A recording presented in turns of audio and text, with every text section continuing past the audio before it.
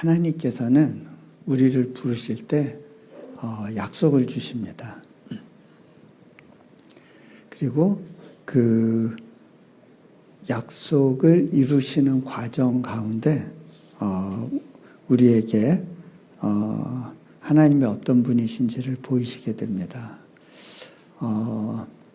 아브라함을 처음 부르실 때 하나님께서는 너희 고향과 친척과 아버지의 집을 떠나서 내가 너에게 지시할 땅으로 가라 라고 말씀하셨습니다. 그리고 약속을 주세요. 아브라함이 하나님께 내가 순종하면 그에 따라서 약속을 주셔야 됩니다 라고 구한 것이 아닙니다. 일방적으로 하나님께서 부르심과 동시에 약속을 주십니다.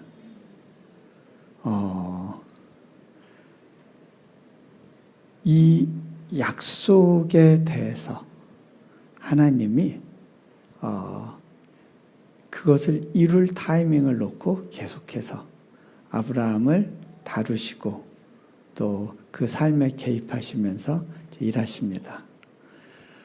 근데요, 현실에서는요, 그 약속이 전혀 이루어지지 않을 것 같은 시간들을 지나가게 됩니다.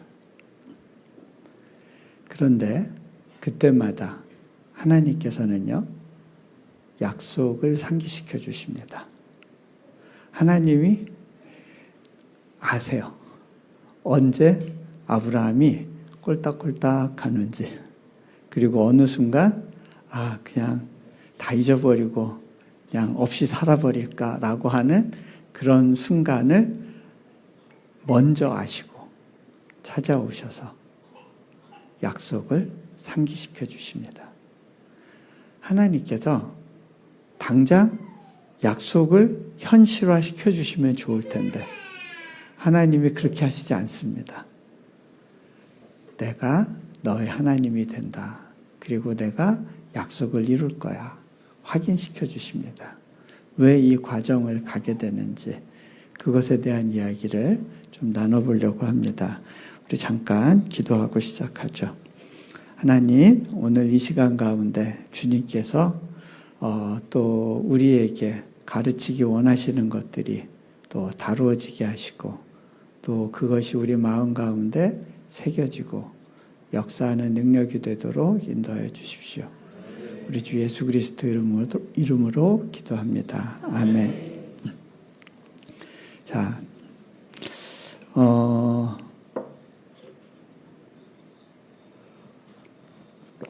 하나님께서 제게도 부르심과 함께 약속을 주셨습니다. 제가 몽골에서 잘 사역하고 있었는데 하나님은 몽골 땅을 떠나라고 하셨어요. 그러면 하나님 어디로 가죠? 하나님께 물었을 때 하나님은 그 다음 장소에 대해서는 알려주시지 않았습니다. 그냥 떠나라고만 하셨어요. 몽골에서 저는 이제 책을 썼고 그렇게 해서 몽골 선교사로 알려졌는데 하나님은 이제 네가 여기서 더 할 일이 없다 그러시는 거예요. 그래서 순종하면서 그 땅을 떠나게 되었습니다. 떠나고 난 다음에 하나님께서는 이제 인도네시아 땅을 보여주셨고 그 땅으로 이제 들어갈 것에 대해서 마음의 확신을 주셨어요. 그래서 저희는 이제 가족들을 데리고 이제 인도네시아 땅으로 들어갔고 거기에서 대학을 세우라는 하나님의 그 사명을 받았습니다. 그 약속을 하나님이 주셨고 그거를 이제 이루어 가실 것에 대한 기대를 가지고 인도네시아에 들어갔는데 현실은 불가능한 거 아닌가라고 생각되는 그런 상황을 맞이하게 됐습니다. 인도네시아가 어떤 나라인지 몰랐기 때문에 들어갔던 것 같아요. 왜냐하면 인도네시아는 외국인에게 쉽사리 비자도 내주지 않고 외국인이 그곳에서 뭔가를 하게 내버려 두지 않습니다. 더군다나 교육 분야는 세계 어디든지 가장 보수적으로 외국인이 손대지 못하도록 보통은 다 막아놓는 게 일반적입니다. 그런데 그 속에 들어가서 초중고등학교와 대학교를 세우는 일은 그렇게 쉬운 일이 아니었습니다. 더군다나 인도네시아는 세계 최대의 무슬림을 보유하고 있는 나라입니다. 이슬람권이 갖고 있는 배타성이 있어요. 그런데 거기에 들어가서 기독교 교육을 하는 그런 학교를 세우겠다고 했을 때 현실적으로 그거가 허가받을 것 같지가 않았습니다. 재정도 없었습니다. 하나님께서 제가 인세로 받았던, 그렇게 해서 조금이라도 모아놓은 재정들이 있었는데 몽골 땅에 다 두고 오라고 하셨고, 그래서 저는 가지고 나온 게 없었습니다. 또 도울 사람들, 도울 곳들을 또 연결받는 것도 쉬운 일은 아니었습니다. 그런 가운데 제가 이제 느끼는 것은 여기서 아무것도 할 수 없겠구나. 더군다나 인도네시아 정부가 앞으로는 대학의 수를 줄여야 되기 때문에 신규 대학 허가는 일체 불허한다라고 하는 그러한 이제 명령문을 발표를 합니다. 정말 아무것도 할 수 없겠구나라는 생각이 들었고요. 아침에 일어나면 오늘 하루 뭐 해야 될지 알지 못하는 그런 시간들을 지나가야 됐습니다. 그 시기에 이제 인도네시아에도 한국 영화가 하나 들어왔어요. 그게 뭐였냐면 이제 이순신 장군을 다룬 이제 명량이라는 영화였습니다. 보셨나요? 예. 근데 그 명량이라는 영화를 보면서 그때의 그 이순신 장군의 처지하고 제 처지가 오버랩되면서 제가 막 이렇게 너무 감동이 되더라고요. 근데 제가 그 영화를 보고 나서 하나님한테 그랬어요. 하나님, 그래도 이순신 장군이 저보단 처지가 낫네요. 그래도 이순신 장군한테는 12척이나 배가 있었어요. 저한테는 그 배도 없어요. 네. 그런 상황이었습니다. 오늘 보면 아브라함이 약속을 받았습니다. 씨에 대해서. 너희 자손이 뭇 별과 같고 바다의 모래와 같이 많게 하겠다. 그 다음에 땅에 대해서 네가 밟는 땅마다 다 너에게 주겠다. 그런데요, 아브라함은 여전히 이민자로서, 이방인으로서 그 땅에 객으로서 살아야 됐습니다. 그런가 하면 나이는 점점점 들어가는데 자식은 낳지 못했죠. 하나님이 약속을 하셨지만 그 약속은 현실적으로 이루어지는 것 같지 않았습니다. 참 어려운 순간들을 많이 지나야 됐습니다. 오늘 요 장면 바로 전에는 자기 조카 롯이 세계대전의 결과 붙들려 가게 됩니다. 포로로. 이 롯을 구출하기 위해서 아브라함은 목숨을 걸고 이제 그 적을 쫓아서 추적을 해야 됐습니다. 기적적으로 그 세계대전에 승리한 그 거대한 군대를 맞아서 싸워서 이기죠. 그리고 롯을 찾아오긴 했지만 굉장히 가슴 졸이는 두려운 순간을 지나왔을 겁니다. 거기서 만약에 적군한테 칼에 맞게 되면 그렇게 하나님의 약속은 묻혀버리는 거가 될 수도 있었겠죠.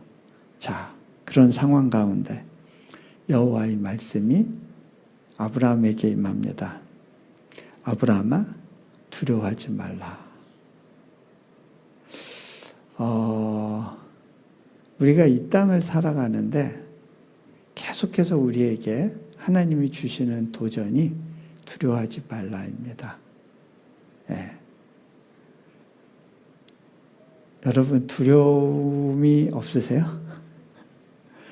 현대사회를 살아가면서요, 많은 분들이 공황장애를 앓고 우울증을 앓습니다. 다 뭐죠? 두려움의 결과입니다. 네. 두려워하지 말라. 쉽지 않은 도전이죠. 저도 인도네시아에 가서 두려운 것들이 있었습니다. 망할 게 두려웠습니다. 많은 사역자들이 이제 저를 신뢰하고, 예, 저보다 믿음이 더 좋은 것 같아요. 예, 분명히 이용주 선교사가 하는 사역은 될 것 같다라는 기대가 있었던 것 같아요. 예, 찾아와서 팀이 되어줬습니다. 그런데 저는 두려웠습니다.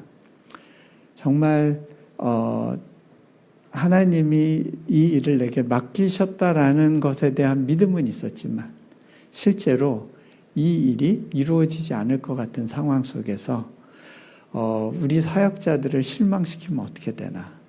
이 사람들이 기다리다 여기서 도저히 안 되겠네 하고 하나 둘씩 떠나갈 상황이 두려웠습니다. 그런데 그거보다 더 두려울 수 있었던 거는 뭐냐면 인도네시아는 아무래도 이슬람권이다 보니까 우리 사역자들이 정말 선교 사역을 하다가 어떤 어려움을 당하게 될 수도 있다는 생각이 있었어요.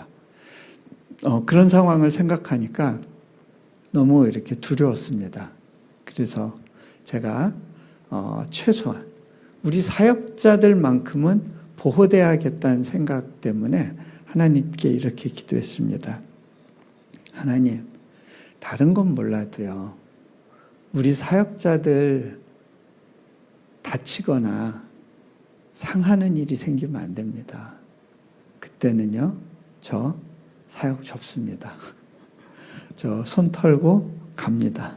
그렇게 하나님께 제가 이제 딱 일방적으로 포고하고 그렇게 기도를 한 적이 있었어요. 그러다가 이제 코로나 시기를 맞게 됐습니다. 코로나 때 상황이 이렇게 쉽지는 않았습니다. 우리 학생들을 집으로 돌려보내니까 교육이 이루어지지 않습니다. 우리 학생들은 집에 와이파이가 되는 애들이 없었어요. 다들 산 꼭대기에 올라가서 핸드폰 시그널 잡아서 그렇게 수업을 해야 됐고 집에 컴퓨터도 없었습니다. 그리고 저희 학생들 중에는 맞는 애들이 있다는 사실을 알게 됐습니다. 부모들이요, 너 이놈의 자식아, 부모는 이렇게 뼈 빠지게 고생하는데 넌 방구석에 앉아서 뭐 하냐 그러면서 공부하는 자식들을 때리는 거예요. 공부 그만하라고. 인도네시아에서는요, 공부 열심히 하면 맞는 애들 많아요. 예, 부모들한테. 예, 돈 벌어와야지. 예. 자, 그 상황에서 공부가 안 되겠다 싶었어요. 이제 다 들어오라고 했습니다. 학교에 와서 학교에서 온라인으로 수업하자. 근데 그러다가 이제 학교에서 이제 코로나가 또 이제 전파가 되기 시작했습니다. 우리 사역자 중에 성인병이 좀 있었던 지체가 있었는데 이 사람이 이제 산소 포화도가 떨어지고 이제 어려움을 겪게 됐습니다. 예, 코로나가 낫질 않고 계속 악화되는 거예요. 그런 상황을 보면서 갑자기 이렇게 두려움이 왔습니다. 병원에서 너무 힘들다고 막 이렇게 막 문자가 오는데 이러다가 이 사람 잃는 거 아닌가라는 두려움이 있었습니다.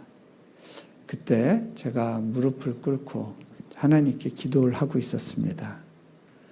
하나님께서 예전에 제가 했던 기도를 떠오르게 하셨습니다. 예, 너 예전에 그 손 턴다고 한 기도 아직도 유효하니? 예, 제가 하나님께 이렇게 기도했습니다. 하나님, 저 이제 기도 바꾸겠습니다. 하나님께서 어떠한 어려움을 주시더라도 제가 여기서 버티겠습니다. 설령 제가 원하는 상황이 펼쳐지지 않고 우리 사역자를 잃는 상황이 된다 하더라도 제가 이 자리를 지키겠습니다. 이렇게 기도를 바꿨습니다. 그런데요, 그리고 나서야 비로소 이 친구 살았구나 라는 생각이 찾아왔습니다. 하나님이 살리시는구나.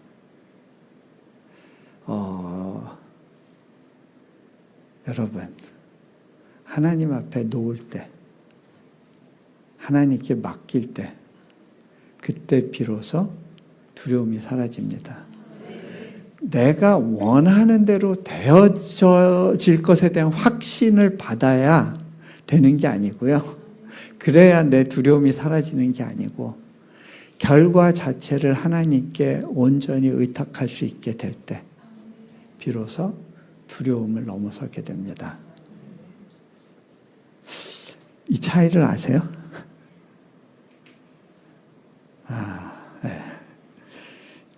뭔가 그러시는 것 같아요. 자, 하나님께서요, 아브라함에게, 그 두려워하는 아브라함에게 이렇게 말씀하십니다.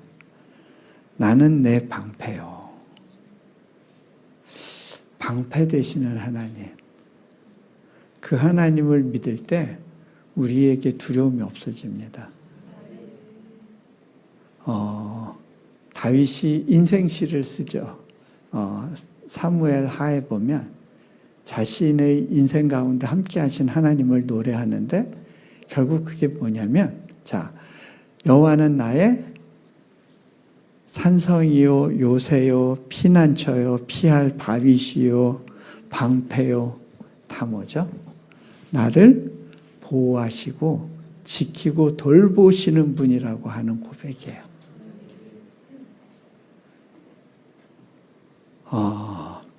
하나님이 내 방패 된다는 것이 믿어질 때 비로소 내가 두려움에 묶이지 않을 수 있게 됩니다.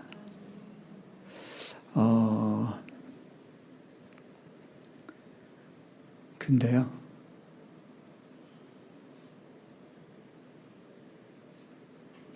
그 결과를 맡긴다는 게 어떤 거냐? 제가 조금 더 설명을 해드릴게요.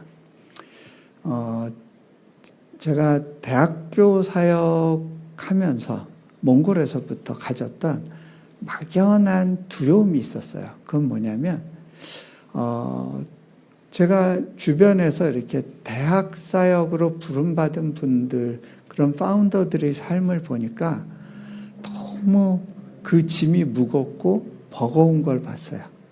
특별히 그 한동대학교에 이제 김영길 총장님은 감옥을 갔다 오시기도 했잖아요. 그러다 보니까 정말 이거 쉽지 않은 일이고 죽어라 고생해야 되는 일인데 거기다가 감옥까지 가는 상황 생각하니까 너무 억울한 것 같아서 제가 하나님께 그랬어요. 하나님,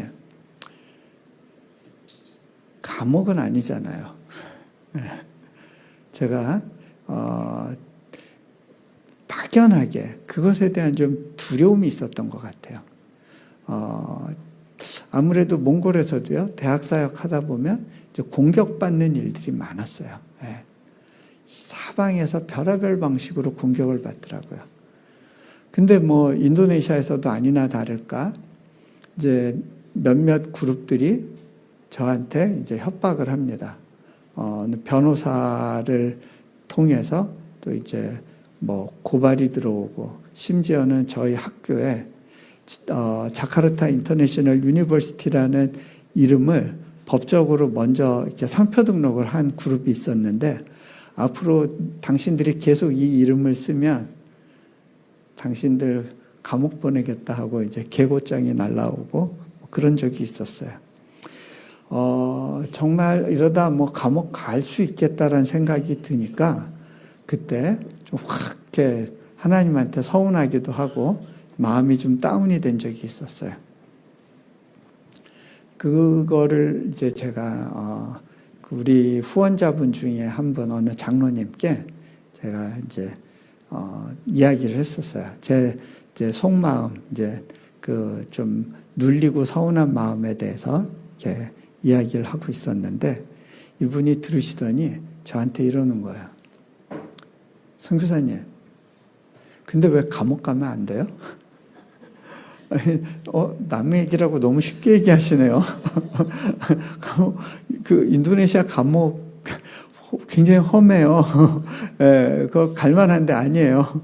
그랬더니 이분이 정색을 하시면서, 아니 사도 바울도 보니까 베드로도 그렇고 감옥을 수시로 갔다 오던데요.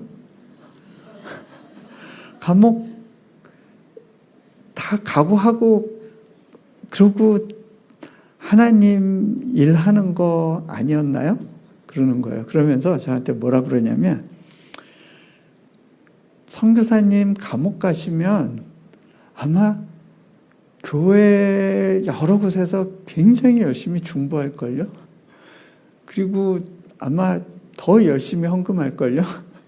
선교사님 아마 사역에서 재정적으로 어려움 없어질걸요?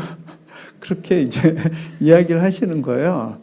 근데 듣고 있다 보니까, 뭐 감옥 가면서 얻게 된 부수익 뭐 이런 거는 차치하고라도, 아, 그렇구나. 굳이 이것에 대해서 내가 선을 그을 필요가 없었구나라는 생각이 드는 거예요. 어차피 하나님 일하면서 고생하기로 각오한 거, 좀 더 힘드나 덜 힘드나 그게 내 인생에서 그렇게 중요한 문제가 아닐 수가 있구나라는 생각이 확 드는 거예요. 내가 선을 그어놨는데 그 선이 그게 무슨 의미가 있나라는 생각이 들고 나서, 그러고 나니까 감옥 갈 수도 있지라는 생각이 들게 됐거든요. 그러고 보니까 이 감옥이라고 하는 이게 처음에는 호랑이의 어흥인 줄 알았는데요. 곰곰이 보니까 이게 고양이의 야옹이었더라고요. 실체가 드러나고 나니까 그것이 더 이상 두려움과 위협의 존재가 아닌 거예요. 여러분, 두려움은 이렇게 이겨지는 거예요. 내가 스스로 감옥에 가지 않을 확신을 찾으면, 그렇게 하면 내가 안전하다고 느끼고 그러면서 두려움이 사라지는 게 아니에요. 그 두려움을 주는 실체를 대면을 하고, 그래, 그렇게 된다고 한들 그것이 내 삶의 끝이 아니야 라고 하는 선언을 할 때, 그 두려움의 실체가 꼬리를 내리는 거예요. 자,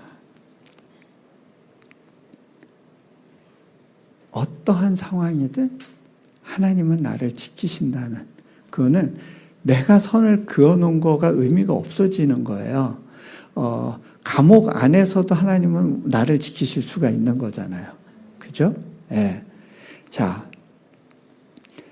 너희 지극히 큰 상급이니라.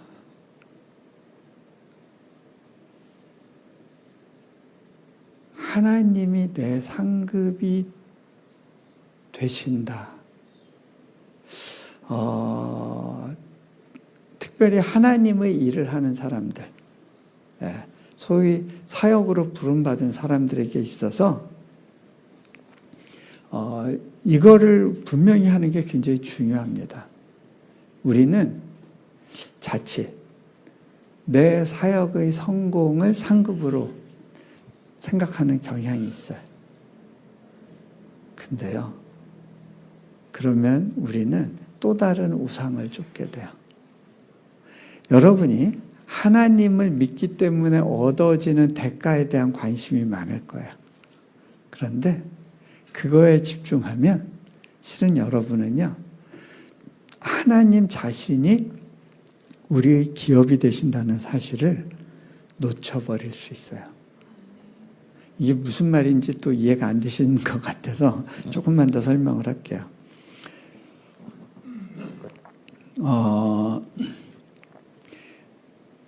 인도네시아에 아프간에서 난민들이 굉장히 많이 들어왔습니다. 근데 이 난민들이 제3국으로 호주나 캐나다나 미국이나 이런 곳에 가려고 이제 인도네시아에 들어와서 이제 난민 신청을 하고 이제 난민이 되는데, 그 난민으로 살아가는 시간들이 그렇게 쉽지 않습니다. 일을 할 수도 없고요. 학교도 갈 수가 없습니다. 우리 학교에서는 그래도 이 친구들을 받아주긴 하지만 정식 입학은 아니에요. 그냥 학점을 따면 학점을 이수한 걸로 인정을 해주는 것뿐이에요. 자, 저희 학교에 들어온 학생 중에 이제 제3국으로 이제 난민 신청을 하고 비자를 기다리고 있었는데, 보통 이렇게 비자를 받으려는 사람들이 인터뷰하기 전에 이제 프리스크리닝이라고 그래가지고 이제 사전적으로 이 사람들이 낸 서류가 진짜인지, 이 사람들이 이야기하는 진술이 진정성이 있는지를 이제 확인을 해요. 근데 이 사람들이 낸 서류와 진술 사이에 불일치가 보이면 바로 기각을 해버립니다. 그러면 아예 인터뷰로 가지도 못하고요. 기각된 상태로 한 5, 6년을 기다려야 됩니다. 이 프리스크리닝도 한 3, 4년 걸리지만 그 이후도 한번 기각이 되고 나면 5, 6년 동안 그 난민 신세로 계속 살아야 되는 거예요. 저희 학교에 와서 공부하던 학생 중에 한 명이 또 서류가 문제가 있어서 이렇게 기각이 돼버렸어요. 그러다가 이 친구는 이제 일을 하기로 결정을 하고, 물론 합법적인 일은 할 수 없어요. 그냥 몰래 하는 일인데, 그 일을 해서 또 생계를 유지하기로 결정하고 이제 학교를 나가게 됐어요. 근데 이 학생이 또 몇 년 만에 저희를 찾아왔어요. 이제 그간의 소식을 전했는데, 무슨 얘기를 하느냐면, 자기가 지금 계속해서 기다리면서 이제 그 비자가 이제 프로세스 되기를 이제 되도록 이렇게 계속 이렇게 진행을 하고 있는데, 자기처럼 그렇게 비자가 기각된 사람들의 모임이 있대요. 그 모임에 가보면 평소에 그렇게 말 잘하던 사람도 다 풀이 죽어 있대요. 무슨 말을 해야 될지 말도 못하고 어버버버버 하대는 거예요. 그래서 평소에 말을 잘 못하던 자기가 오히려 그 모임을 리드하고 또 활발하게 방법을 찾아주고 또 대책을 논의하고 하는 일을 주도해야 되는 경우들이 있다고 그런 이야기를 하더라고요. 그러면서 뭐라고 얘기하냐면, 그 아프간 사람들 중에 비자가 기각된 것 때문에 우울증에 빠지고 상심한 나머지 스스로 목숨을 끊은 사람만 한 200명이 넘는다고 그래요. 참 마음이 아팠어요. 이 사람들도 종교가 있어요. 자기들이 믿고 있는 신이 있어요. 그런데 자신이 원하던 인생의 목표가 이루어지지 않았을 때, 자신의 꿈이 좌절되었다고 느꼈을 때, 자신이 믿고 있던 신과 그 종교는 더 이상 아무런 능력이 없고 의미가 없었던 거예요. 제가 그 상황을 보면서 이들에게 정말 참 생명이 필요하구나라는 것을 느끼고 참 마음이 아팠었던 적이 있었어요. 그런데 이 친구가 저에게 그런 이야기를 해요. 선생님, 제가요 지난달에 마카사르라고 하는 지역에 가서 거기서 미국 목사님과 함께 세례를 베푸는 과정 중에 통역을 맡게 됐어요. 그러는 거예요. 거기에서 많은 아프간 분들이 복음을 들었고, 그리고 세례를 기꺼이 수용하고, 그래서 이제 세례를 받고 하는 일이 있었다는 거예요. 그 일이 있고 나서 비행기 타고 오는 길에 무슨 생각이 들었냐면, 어쩌면 내가 바로 해외로 가지 않고 인도네시아 땅에 남아 있는 것이 뭔가 내가 여기서 마저 해야 될 사명이 있기 때문일 수도 있겠다라는 생각이 들었어요. 라고 저한테 고백을 하는 거예요. 여러분, 하나님이 상급이 되면요, 내가 원하는 것이 이루어지냐 그렇지 않냐는 그렇게 중요한 문제가 아니더라고요. 그런데요, 내가 그렇게 바라던 일이 이루어지지 않았어도 여전히 내 안에 소망이 있고, 내 안에 기쁨이 있고, 내 삶은 여전히 가치 있는 것이 될 수 있더라는 거예요. 자, 너희 지극히 큰 상급이니라. 제가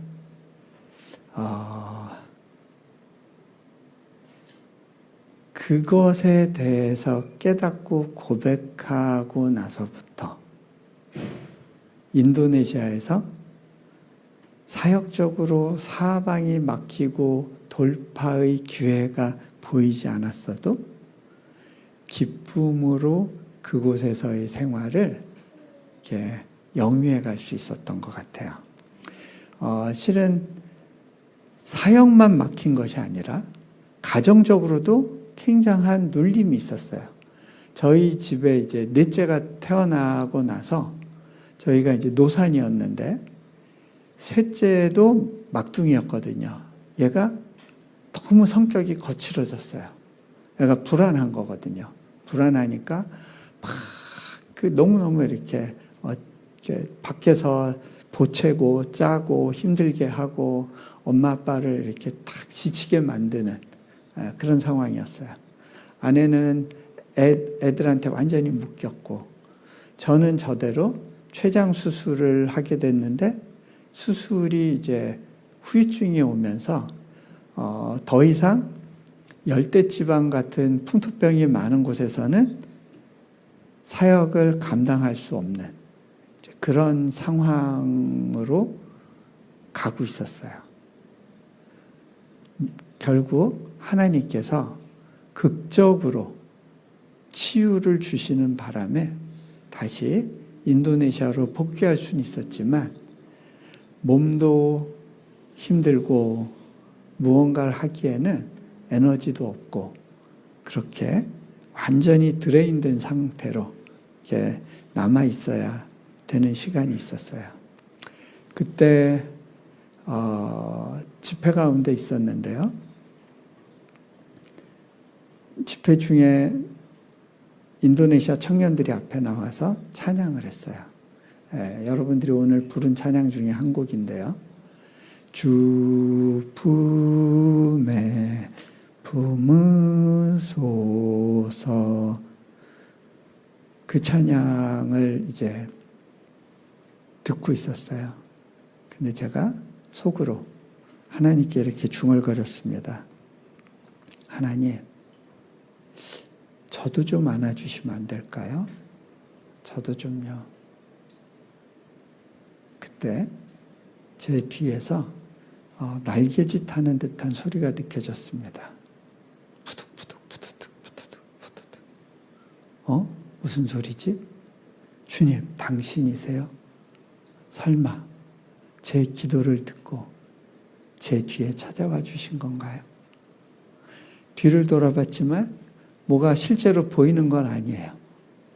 하지만 제 마음 가운데 이 날개짓의 울림이 있었어요.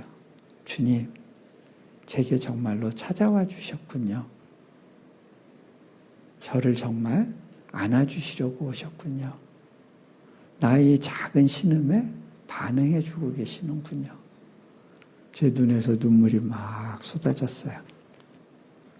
눈물을 닦고 있는데 하나님이 제게 이렇게 묻고 계신다고 느꼈어요.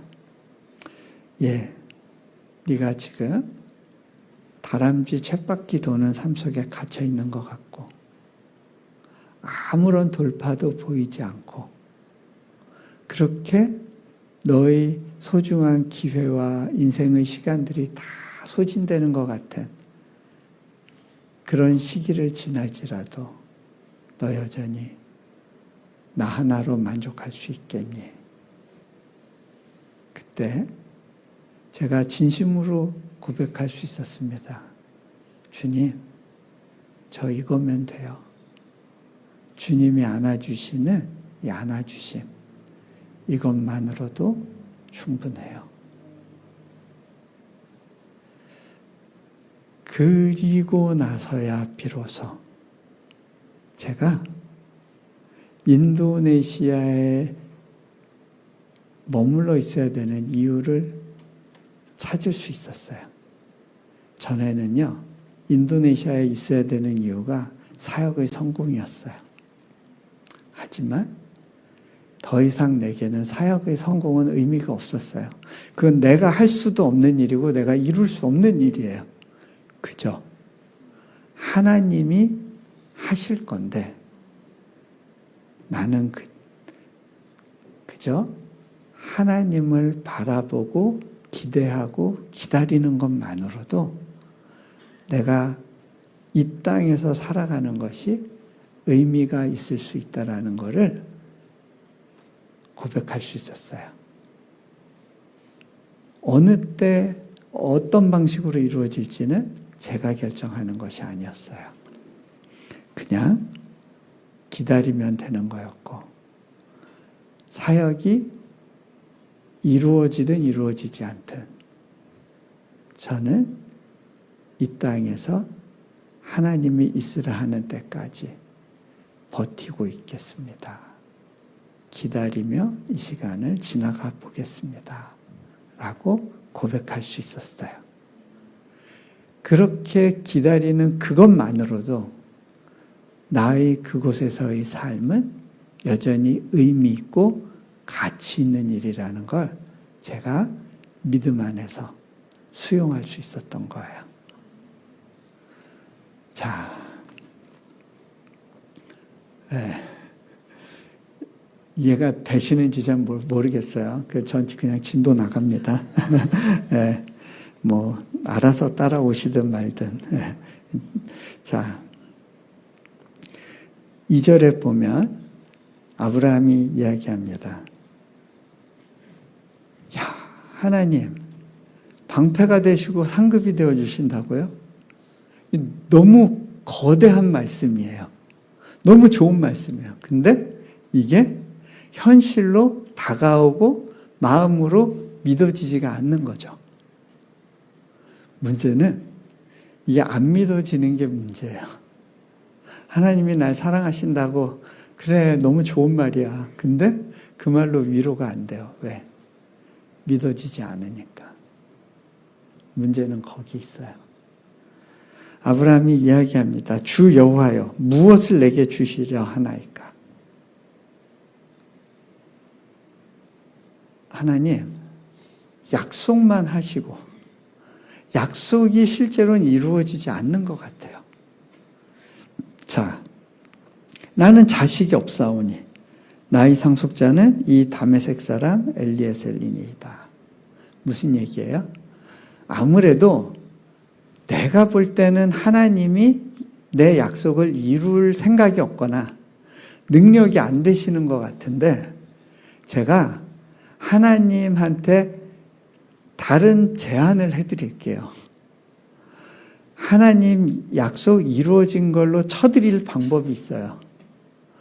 내가 그냥 마음 접고 내가 기른 사람 중에 한 명 상속자 세우면 되는 거잖아요. 그렇게 퉁치죠. 이런 제안을 하나님께 하는 겁니다. 아브라함이 이런 시도를 여러 번 하죠. 롯을 기대하기도 하고, 또 이제 사라의 권면으로 이제 이스마엘을 낳기도 하고, 그런 시간들이 있었죠. 자, 아브라함이 또 이야기합니다. 주께서 내게 씨를 주지 아니하셨으니 내 집에서 길린 자가 내 상속자가 될 것이니이다. 그런데요, 하나님은 타협하지 않으십니다. 자, 여러분, 뭐라고 이야기하시냐면, 그 사람이 내 상속자가 아니라 내 몸에서 날 자가 내 상속자가 되리라. 이 이야기는 뭐냐면요, 하나님은요, 사람이 할 수 있는 걸 약속하지 않으십니다.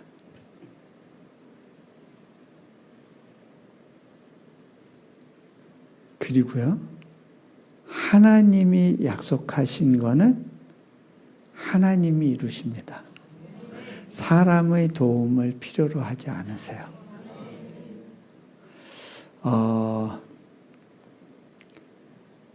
제가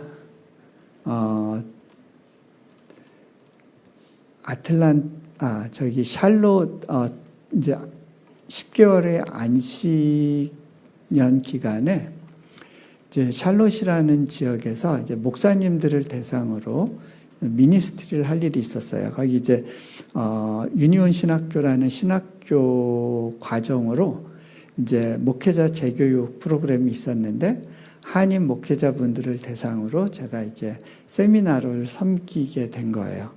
근데 이제 2박 3일 동안 목사님들과 이제 제가 계속 이제 발제하고 또 질의응답 하면서 그 시간들을 이제 지내는데요. 초반에 한 젊은 목사님이 이제 질문을 하셨어요. 제가 그 직전에 3일 동안 이제 샬롯 지역에서 그 교민 연합 집회를 섬겼었거든요. 그 연합 집회 중에 그 계속 참석하셨던 목사님이 저한테 이렇게 물어보셨어요. 선교사님은 왜 다 하나님이 하셨다고만 그러세요? 그렇게 얘기하시면 저희가 실은 그거를 적용하기가 쉽지 않은 것 같아요. 제가 볼 때는 선교사님이 능력이 있어서 뭔가 돌파를 하고 뭔가를 만들어내신 거 아닌가요? 그거를 다 하나님이 하셨다고 그러면 저는 이해가 안 돼요. 선교사님은 공부도 잘했고 지적인 능력이 있으니까 좋은 대학 나왔고, 그리고 그걸 바탕으로 글도 써서 또 유명해졌고, 그러니까 네트워크가 자연스럽게 될 거고, 그런 네트워크를 바탕으로 해가지고 후원도 받고 사람도 모으고 해서 뭔가가 만들어진 거 아닌가요? 그거를 하나님이 하셨다고 한 번에 얘기해버리고 나면 우리는 어떻게 적용하죠? 라고 물어보시는 거예요. 제가 이렇게 반문을 했어요.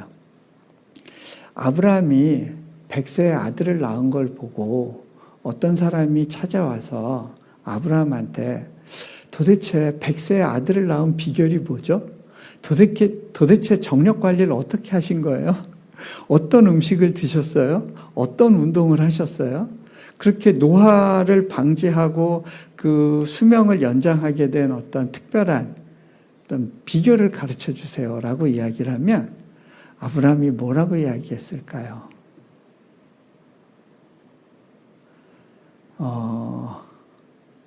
3일 동안 제 강의가 끝나고 그분이 그렇게 얘기하시더라고요. 선교사님, 이제 이해가 됐어요. 그리고 선교사님이 이야기한 거를 제 사역에 적용할 수 있겠다는 그런 믿음이 들어왔어요. 네, 3일이 걸리더라고요. 우리가 의외로 교회 안에 있지만 그래서 뭔가를 하는 것 같지만 다 사람의 방식, 세상의 방식으로만 할 때가 있어요. 그러다 보니까 하나님 나라의 방식을 실제로 교회에서도 경험하지 못하는 경우들을 많이 보게 돼요.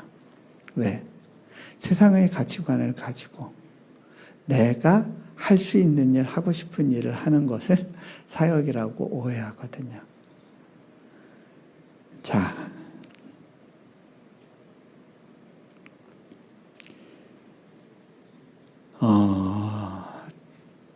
제 이야기를 하나 더 해볼게요.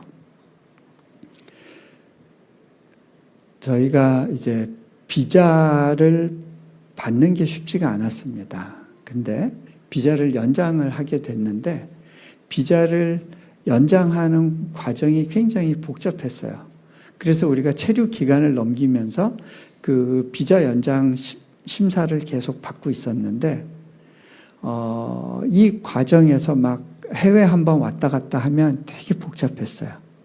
집회 약속은 해놨고 안 갈 수는 없고 근데 갔다 오는 것 자체가 굉장히 어려운 상황도 있었고 기다리다 결국은 비자 연장이 리젝션을 먹게 됐어요. 그러니까 못 가게 된 거예요. 인도네시아에 머물지 못하게 된 거예요. 그동안 체류 기간 넘긴 거에 대해서 막대한 벌금을 내라고 이제 벌금을 때리더라고요. 예, 벌금 얻어맞고 그리고서 갑작스럽게 애들 데리고 한국으로 나가야 됐어요. 저희 집 애들이 아빠, 우리 이번에 나가면 언제 들어와요? 우리 그럼 학교 못 가는 거예요? 그럼 어떡하죠? 나 기말고사 이번에 잘 준비해서 좋은 성적 받으려고 생각하고 있었는데 우리 이제 학교도 못 가고 아빠 때문이네 그러고 애들이 막 울어요. 아니 학교 가기 싫다고 그럴 때가 엊그제인데 이것들이 학교 못 가는 것도 아빠 탓이라 그러면서 막 이렇게 막 징징거리더라고요. 예, 떠나기 싫다고 우는 애들을 데리고 급하게 이제 한국으로 들어가야 됐어요. 저희 부모님도 많이 당황하셨던 것 같아요. 저희가 급하게 들어오니까. 저희 부모님 중에 이제 아버지가 신앙의 연륜이 깊지가 않으세요. 그러다 보니까 노심초사하는 마음이 있고 걱정이 되게 많으세요. 너 지금 네가 제대로 하고 있는 거 맞냐? 왜 안 될 거 자꾸 도전해가지고 그 시간을 낭비하는 거 아니냐? 그러면서 뭐 가능성은 있냐? 막 이런저런 질문을 막 하시는데 제가 그 질문을 답할 수도 없고요. 좀 상황적으로 이게 아니다 싶었어요. 그래서 아버지한테 아버지 좀 제발 그만 좀 하세요. 제가 알아서 할 거고요. 좀 더 이상 질문하지 마세요. 예, 묻지 마시고 좀 기다리세요. 이렇게 딱 잘랐어요. 그랬더니 저희 아버지가 이제 좀 많이 서운하셨나 봐요. 예, 며칠 지나서 저한테 그러시더라고요. 예, 너는 뭐 남들한테는 다 내려놨네 그러면서 내가 볼 땐 너 뭐 내려놨는지 모르겠다. 여러분 제가 내려놨다고 내려놓은 책 쓴 거 아니거든요. 예, 책 제목 제가 붙인 거 아니에요. 예, 같이 내려놓자고 한 거지. 예, 날 따라라 이런 거 아니에요. 예. 어쨌든 그 시기 동안에 마침 제가 몽골에서 그 교회 사역할 때 저희 사역을 도왔던 사역자 한 분이 어느 개척교회 목사님하고 결혼하셔서 그 인천의 재개발 지구에 아주 어려운 교회를 목회하고 있었어요. 그 교회에 가서 위로해 주면 좋겠다 싶어서 이제 그 교회를 찾게 됐어요. 근데 그 교회는요, 그 인천의 재개발 지구인데 그 완전히 시장통의 한복판에 있는 교회였어요. 재래시장.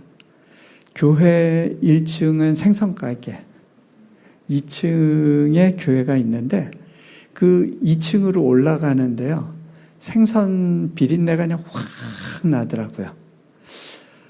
그때 몽골 생각이 더 많이 났어요. 왜냐하면 제가 살았던 몽골 첫 집이 아파트 2층이었는데요. 1층이 양고기 요리집이었어요.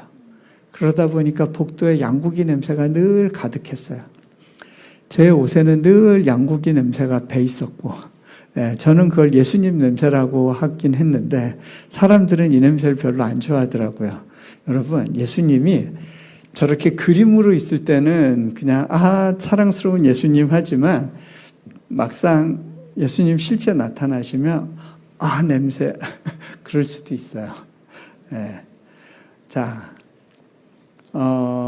그래서 제가 이렇게 어디 그 외국 공항에 내리면 냄새 맡는 개들이 저를 그렇게 반가워하는 그런 상황이 펼쳐지곤 했는데 그때 생각이 나는 거예요.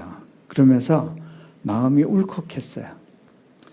그리고 제가 그때만 해도 인도네시아에서 어려우니까 몽골에서 그렇게 막 사역이 일어났던 시기가 많이 그리웠던 것 같아요.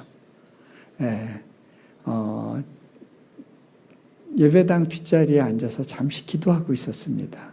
그런데 그때 울컥하는 느낌과 함께 하나님이 제 마음을 푹 찌르신다고 느꼈어요.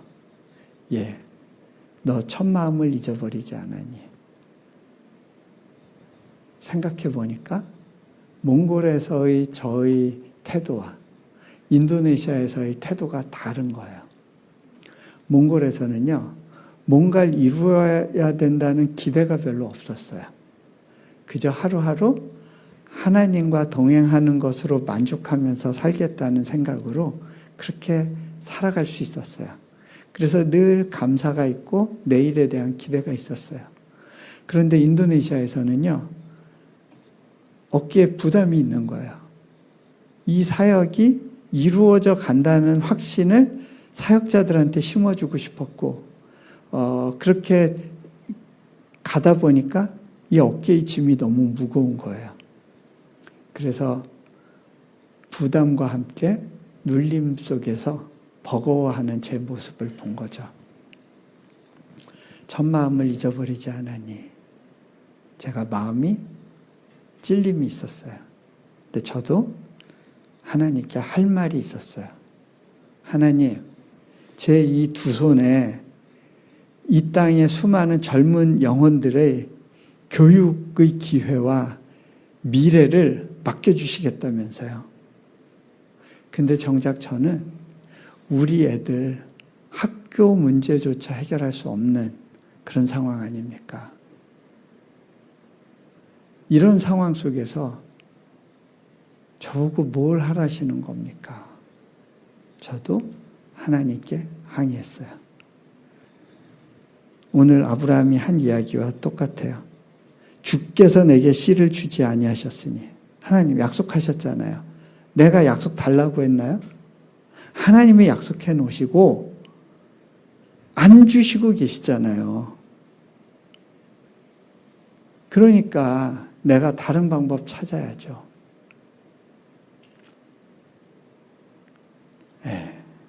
근데요, 하나님께서 제게 말씀을 던지시더라고요.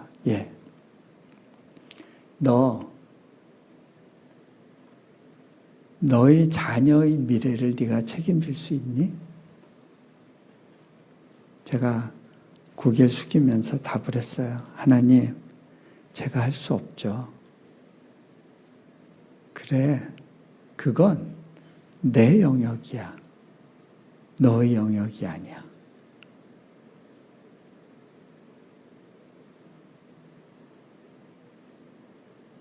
네, 거기서 오는 자유함이 있었어요. 제가 애들 교육도 책임지지 못한다는 생각에 부담과 죄책감이 하나 더 늘었었거든요. 하나님이 정확하게 찌르시면서 그거는 내 영역이야. 그때 제가 하나님께 제 부담을 맡겨드렸습니다. 하나님, 이제 하나님께 맡겨드립니다. 그리고 나서는요, 제가 저희 애들의 미래를 놓고 더 이상은 기도를 안 했어요. 그때 제가 깨달은 게 있어요. 기도의 끝은 기도 응답이 아니더라고요. 하나님께 내 문제를 온전히 맡겨드리게 되었을 때 거기서 기도가 멈출 수 있더라고요.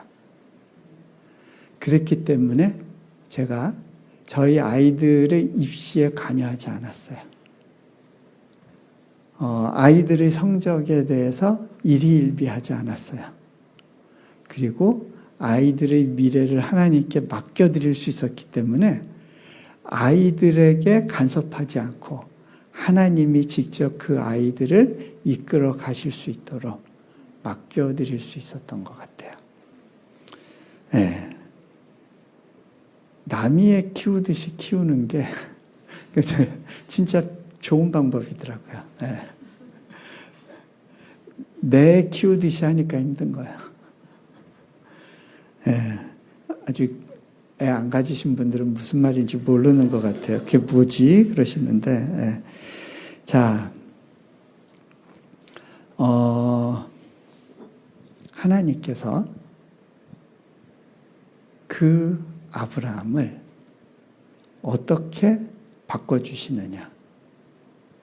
하나님이 누구신지를 보여주세요. 어떻게 보여주시느냐?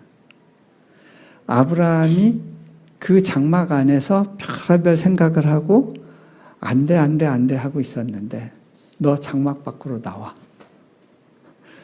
그 장막에서 끄집어내세요. 우리가 갖고 있는 그 박스 안에서부터 끄집어내시는 거예요. 그리고 하나님이 창조하신 세계를 보여주세요. 하나님의 뭇별들을 보여주세요. 그제서야 아브라함이 하나님을 믿게 돼요. 여러분, 하나님의 약속을 믿는 게 아니고요. 하나님을 믿으니까 그 약속도 같이 믿어져요. 근데요, 내가 믿어야지 하고 결단해서 되는 게 아니고요. 믿어지는 거더라고요. 그리고 하나님이 그 배후에서 아브라함이 믿을 수 있도록 일해 주시는 거예요.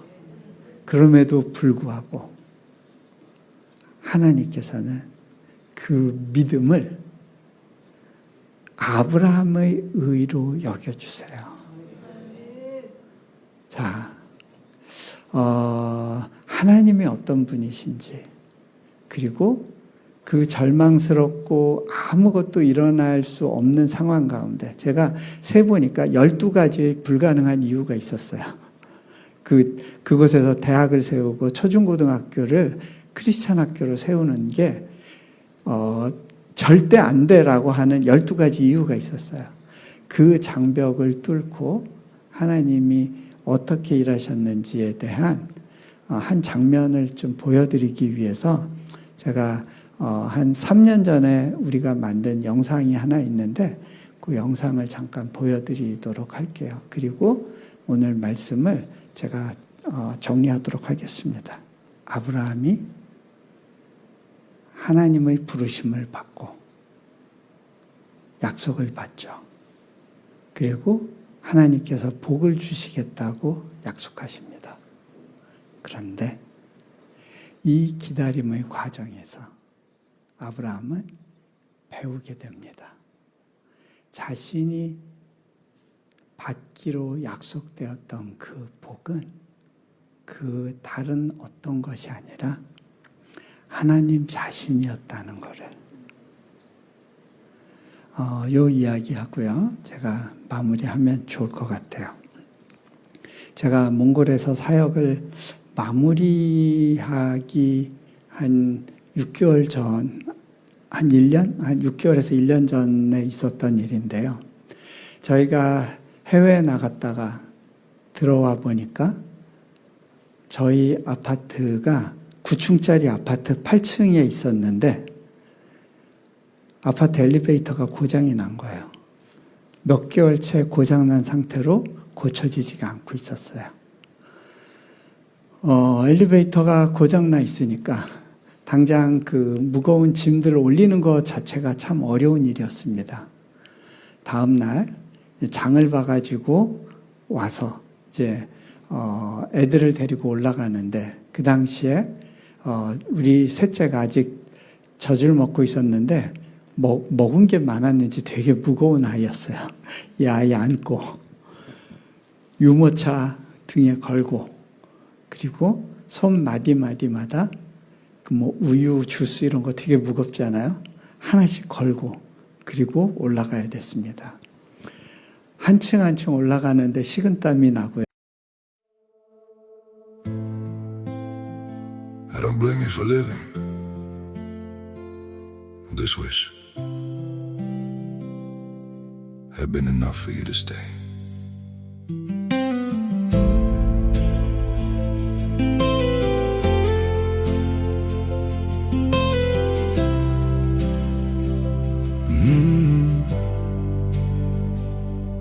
I saw it coming in the way you changed, in the silence between your words. Every I'm fine felt heavier than truth, like something breaking unheard. I tried to fix what I didn't understand, held on tighter as you slipped away. But love can't grow where it's already gone. I don't blame you for living this wish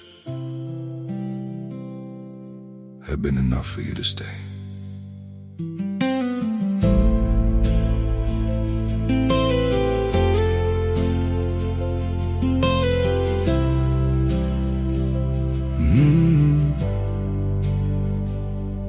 I saw it coming in the way you changed, in the silence between your words.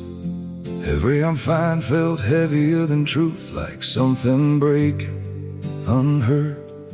I tried to fix what I didn't understand, held on tighter as you slipped away. But love can't grow where it's already gone. I don't blame you for living this wish had been enough for you to stay.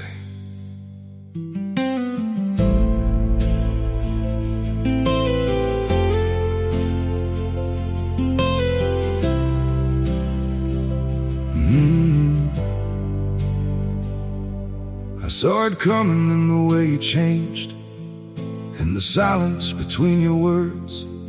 Every I'm fine felt heavier than truth, like something breaking unheard.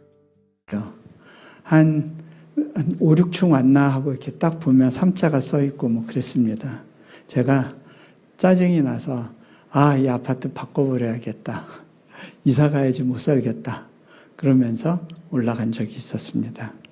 그렇게 불평을 해서 그런지 그 다음 날은요, 아파트 복도에 전기가 다 나갔어요. 복도에 전기가 나가면 진짜 깜깜합니다. 몽골은 앞이 안 보여요. 프레시를, 그러니까 핸드폰, 그 당시에는 이제 이렇게 플립형 뭐 이런 거였는데, 핸드폰을 이렇게 열어서 아래를 비추면서 한 발 한 발 올라가야 됩니다. 왜 아래를 비춰야 되느냐면요. 참고로 그 인도네시아에서는 인도네시아가 아니라 죄송합니다. 몽골에서는 계단 높이가 일정하지가 않아요. 만드는 사람 맘대로 만드는 거예요. 사용자의 편의보다 중요한 게 만드는 사람의 편이에요. 그래서 자동차도 보면 볼트 너트를 다 밖으로 뺐어요. 조립하기 쉽게. 그러다 이제 차에 탄 사람이 이렇게 탁 찢기면 그 차에 탄 사람이 잘못한 거예요. 예. 그 사용자 문제지. 예. 그 조립하는 사람은 그런 거 신경 안 써도 돼요. 예. 공산주의 체제 속에 있다 보니까. 그러니까 이 계단의 막판이 아주 이렇게 짧게 계단이 나올 수도 있고 길게 계단이 나올 수도 있는 거예요. 자, 그러다 보니까 헤드라이트든 뭐 프레쉬로 비춰서 한 발 한 발 확인하면서 가야 돼요. 또 겨울에는요, 집 없는 사람들이 몰래 너무 밖이 추우니까 들어와서 그 안에서 자고 있을 수가 있어요. 애 안고 가다 걸려 넘어지면 애가 다칠 수 있잖아요. 그러니까 애 안고 그 마디마디 다 이렇게 장본 거 하나씩 걸고, 그리고 두 손가락으로는 핸드폰 이렇게 열어서 비추면서 한 발 한 발 올라가야 됩니다. 그러다가 도대체 몇 층쯤 온 거야 하고 딱 봤는데 한 5층쯤 온 줄 알았는데 3자가 써 있거나 그러면 너무 실망이 되는 거예요. 아무래도 아파트 바꾸는 게 맞을 것 같아. 그러면서 이제 올라가죠. 자, 그리고 며칠 있다가 친구 집에서 놀고 있던 저희 큰아이를 제가 이제 픽업을 해서 이제 집에 데리고 왔습니다. 저희 집은 몽골은 뭐 아파트 지하에 뭐 주차장이 있고 그런 게 아닙니다. 주차장에다 차를 세워놓고 거기서부터 집까지 뛰어야 돼요. 근데 뭐 그때가 영 한 20도쯤 됐어요. 애가 손이 얼지 않게 손을 잡고 제 주머니에 넣고 같이 막 뜁니다. 한참을 뛰어서 아파트 입구에 딱 들어왔는데 문득 아이의 손이 컸다는 느낌이 드는 거예요. 야, 동현아, 너 손이 참 많이 컸네. 그러고 보니까 아빠가 오랜만에 네 손을 잡아본다. 그러면서 아이한테 동현아, 아빠가 너 사랑하고 있는 거 알지? 아빠가 너랑 이렇게 손잡고 걸으니까 기분이 좋네. 이런저런 이야기를 하면서 아이와 함께 도란도란 올라가고 있었습니다. 깜깜한 복도를 그렇게 올라가는데 몇 층쯤 왔을까 하고 딱 핸드폰을 열어서 이렇게 벽을 봤는데 8자가 써 있는 거예요. 벌써 집 앞에 다 왔네? 뭐야, 벌써 오면 어떡해? 예, 갑자기 아쉬운 생각이 드는 거예요. 우리 집이 16층이어도 좋았겠는데? 예, 딱 바뀌는 거예요, 마음이. 실제로 몽골에 16층짜리 아파트가 어느 지방에 있어요. 근데 그 아파트는 엘리베이터가 없대요. 아파트 중간에, 중간층에 구멍가게가 있는데요. 장사가 그렇게 잘 된대요. 단골 고객들을 쫙 확보하고 있기 때문에, 그 아파트가 생각이 나면서, 우리 집이 16층이어도 좋았겠는데? 하면서 문을 열고 안으로 들어가는데요. 문득, 이게 나의 몽골에서의 삶이었구나 하는 깨달음이 오는 거예요. 하나님의 손을 잡고 걸었던 그 길은 좁고 어두운 것 같았지만 특별한 시간이었고요. 그대로 이 시간이 계속되어도 좋았겠다라고 생각됐던 그런 시간이었음을 깨달았어요. 결국 내 환경이 어떤가가 중요한 게 아니라 누구와 이 길을 걷고 있는가가 중요했구나라는 걸 배울 수 있었어요. 그분과 함께 걸었던 그 길은 너무 짧고 아쉬웠던 길이었습니다. 아브라함이 그 인생 여정 가운데 경험했던 것이 바로 제가 고백했던 내용과 동일한 것이 아니었을까 생각해 봅니다. 우리 같이 기도하죠. 눈을 감으시고요.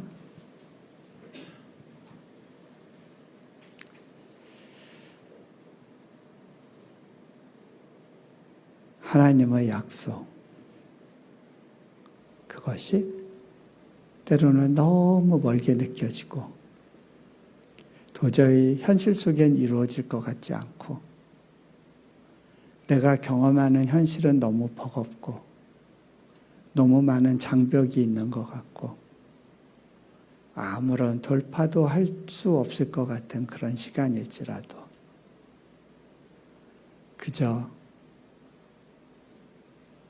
하나님이 나의 하나님 되신다는 사실, 그리고 그분께서 내 삶 가운데 약속을 묻어두시고 그것을 이루기 위하여 일해 주신다는 그 사실만으로도 내 삶은 의미가 있고 나는 안전하다는 사실을 고백하게 됩니다. 하나님께서 우리에게 말씀하십니다. 내가 너의 방패가 되고 너의 큰 상급이 된다. 아브라함은 처음에 이 말씀을 믿을 수가 없었습니다. 하지만 하나님께서 아브라함을 그 장막 밖으로 끄집어내시고 하나님이 어떤 분이신지 보여주셨을 때 그제서야 아브라함에게 믿음이 들어갑니다. 오늘 이 밤에 주님, 제게도 하나님을 보여주셔서 하나님의 약속이 믿어지게 해주시고 하나님을 신뢰할 수 있도록 내 삶을 하나님께 맡겨드릴 수 있도록 일하여 주십시오. 그렇게 고백해 보면 좋겠습니다. 제가 하나님께 중얼거렸던 것처럼 하나님, 저도 좀 안아주시면 안 될까요? 저도 좀요. 그렇게 고백해 보시지 않으시겠습니까?